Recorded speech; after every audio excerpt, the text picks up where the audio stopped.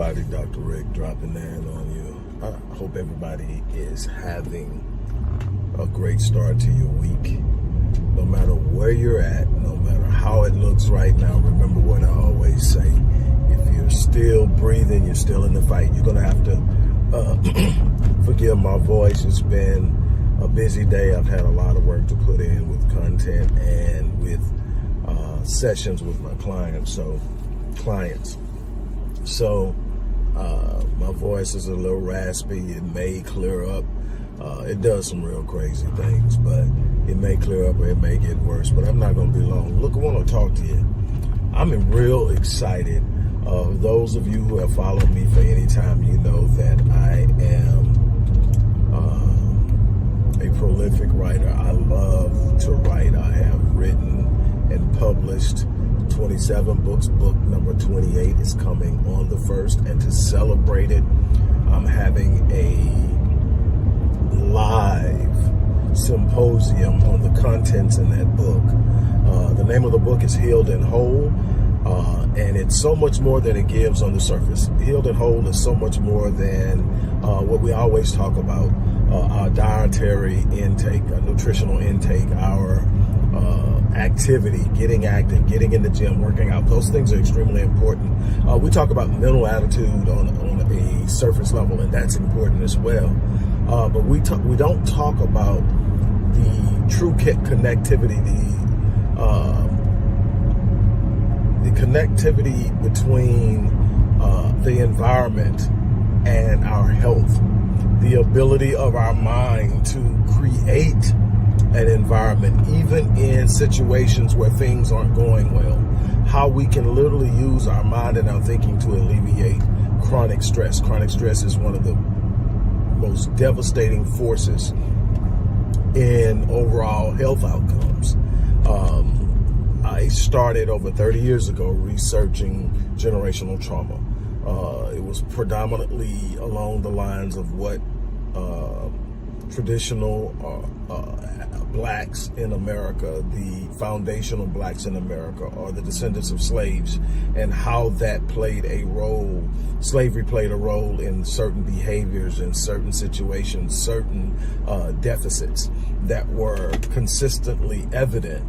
And it was to combat the argument that it had been 100 plus years. Back then it was 120 years. Now it's been 100 and almost 40. But it was to combat that and to say, okay, this is why. And while it isn't an excuse, it explains some things, and these are the things we're going to have to deal with if we're ever going to get to a certain space. And to address that, well, along the lines, I found epigenetics, and epigenetics introduced me into adverse childhood experiences, and all these things introduced me to how our environment impacts our overall health outcomes. I learned that our environment and how we experience it has more of an impact on diseases than, for instance, cancer, than carcinogens or diet. Stress attacks the autoimmune system.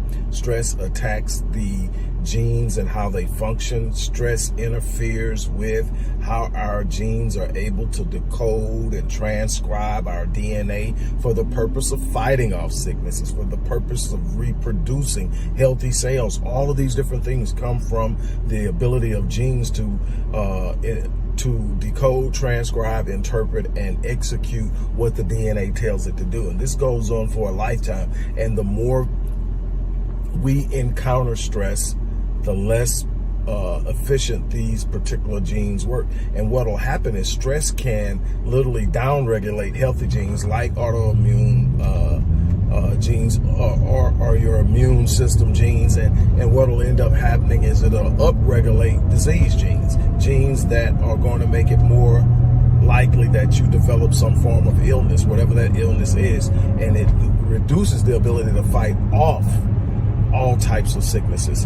And this happens strictly based on environment. And so what I found was initially disparaging, because it's looking at all these things, and we've been through it. You can't take it away. We've been through it. We're living it. A lot of us live it every day.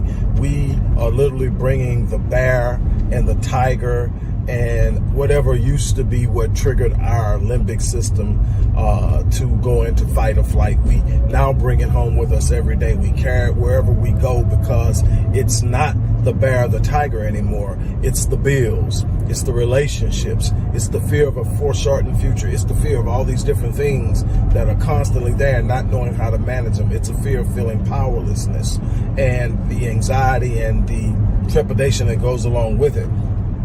And what we know, and what I've been able to determine and write about in depth and teach to my clients with great effectiveness and outcomes, is just as these negative influences have negatively impacted our health, we can literally reverse that by creating positive environments. And sometimes people are going like, well, how do I create a positive environment when I don't control it? You don't control the physical environment all the time. But what you do control is your mind, which determines how you interpret that environment.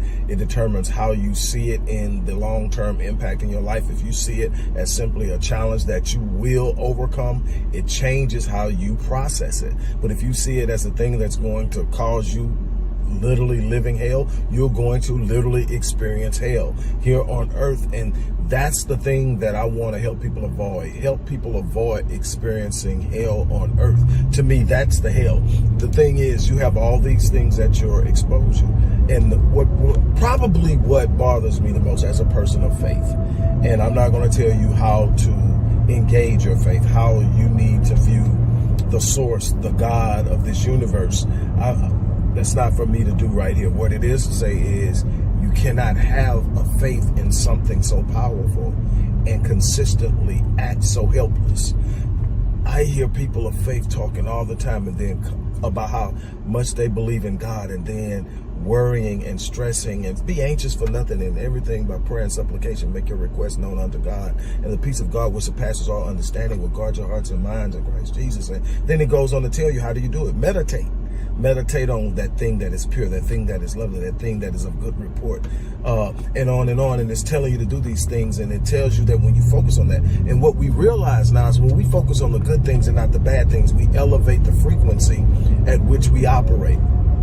Our thoughts have frequency, our emotions have a frequency, and this frequency is directly conducive to the type of health we're going to experience. If I'm constantly angry, if I'm constantly stressed out, if I'm constantly worried, if I'm constantly afraid, all of these create a very low frequency around 200 hertz or lower.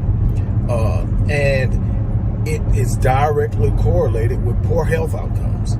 It just is. This frequency, once you get up to around 460 hertz, all of a sudden things change.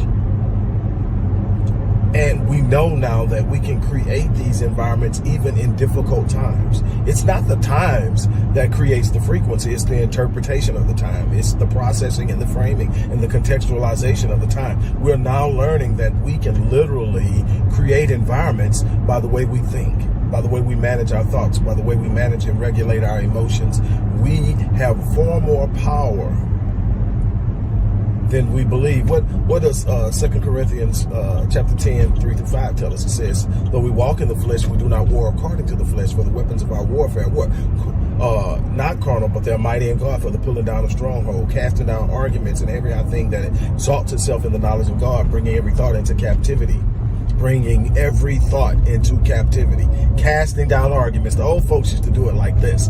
You would say something that they didn't agree with. You would speak something into their life that they didn't want to accept. They didn't just sit there and go openly. They sit up there and openly rebuked it. They openly spoke against it. They sit up and cast it down. That's casting the argument. The way they did it says, I rebuke that. And they would, and if you come from a Christian background, say, I rebuke that in the name of Jesus. What they were saying is, I'm not accepting it and I'm speaking against it. Because what did Eliphaz tell Job when he was having his issues and going through the things he was going through? He said, you shall declare a thing and it shall be established for you, and the light will shine upon the path so that you may have good success. What is it saying? Saying you have some power outside of what you are seeing.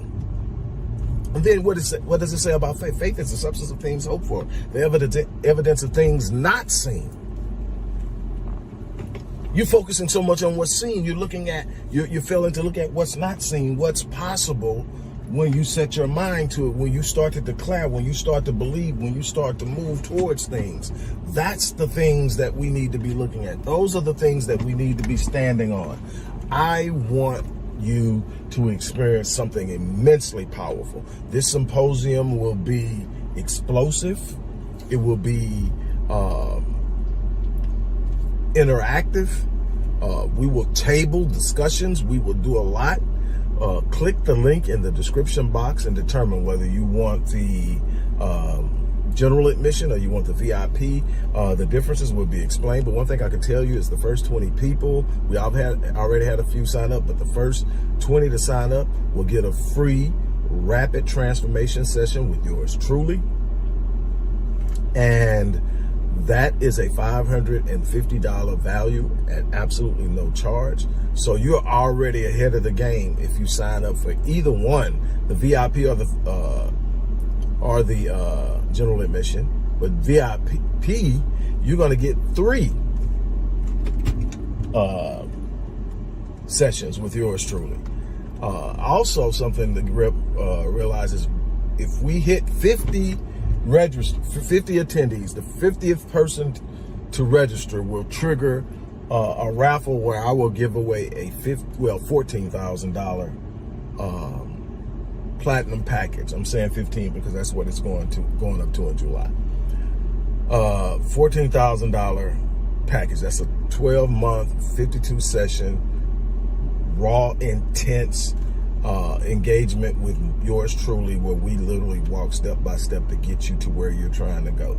And I have an immensely high success rate, over 99%. I get the job done. And so that's the opportunity. Show up, be there, be present. I promise you, your life will change. In that 90-minute time frame, you will not leave the same.